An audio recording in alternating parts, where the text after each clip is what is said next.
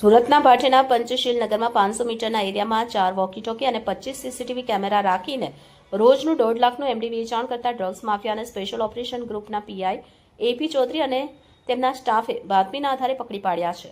Drugs માફિયાના ખિસ્સામાંથી ₹12 લાખનું 120 ગ્રામ MD drugs મળી આવ્યું હતું. સાથે જ એમડી વેચાણની 16 લાખની રોકડ પણ મળી આવી હતી. રેડ દરમિયાન એસઓજીના સ્ટાફને 2 લોડેડ પિસ્તોલ મળી હતી. ડ્રગ્સ માફિયા શિવા ઉર્ફે શિવરાજ ભૂપેન્દ્ર ઝાલાની ધરપકડ કરવામાં આવી છે. શિવાએ ઘરમાં 55 ઇંચના ટીવીમાં કેમેરામેનની લાઈવ ફીડ જોતો હતો. આ માફિયા માત્ર ધોરણ 3 સુધી જ ભણેલો છે. શિવા અગાઉ સલાબતપુરા પોલીસમાં મારામારીના 6 ગુના, ઉમરા પોલીસમાં લૂંટ વિથ અપહરણ તેમજ ખટોદરા પોલીસમાં હત્યાના ગુનામાં પકડાયો હતો. અગાઉ પાસા તળીપાર સુધીની પણ પોલીસે કાર્યવાહી કરી હતી. એસઓજીની પીઆઈ સહિત 27 માણસોની ટીમ 20 બાઇક પર પંચશીલ નગરમાં ગઈ અને આખા વિસ્તારને ચારે બાજુથી કોર્ડન કરી ડ્રગ્સ માફિયાને પકડી લીધો હતો.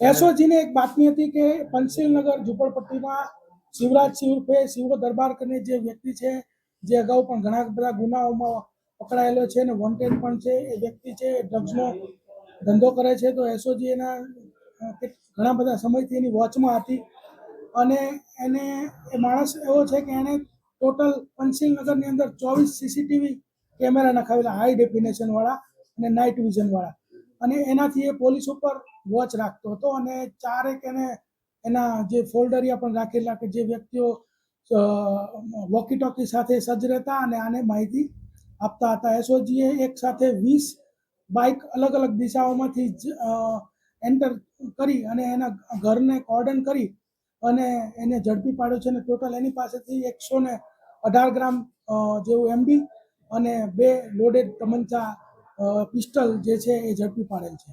આ લોડેડ તમંચા ક્યાંથી લાવ્યો હતો, શા માટે રાખતો હતો પોતાની પાસે?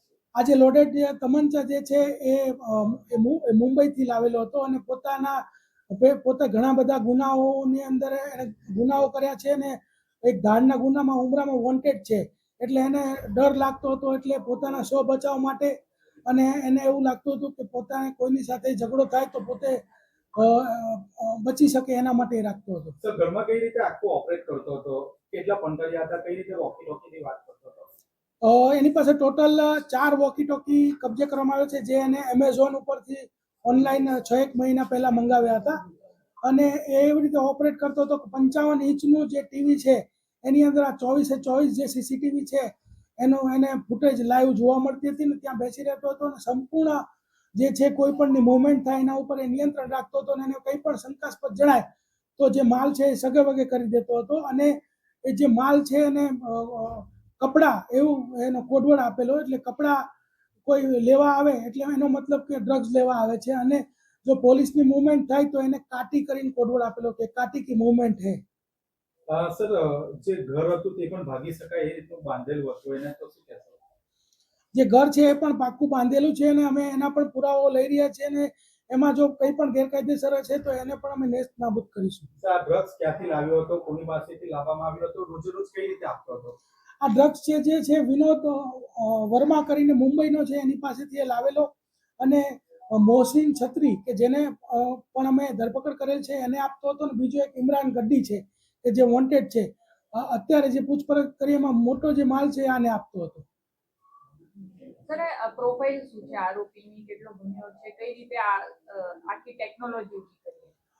આરોપી એકદમ અભણ જેવો વ્યક્તિ છે, પરંતુ એના વિરુદ્ધમાં ટોટલ 15 ગુના દાખલ થયેલા છે. એમાં ઉમરામાં ધાડનો ગુનો છે, એની અંદર આ વોન્ટેડ પણ છે અને એક વખત એની પાસા પણ થયેલી છે. આટલું સર હિન્દી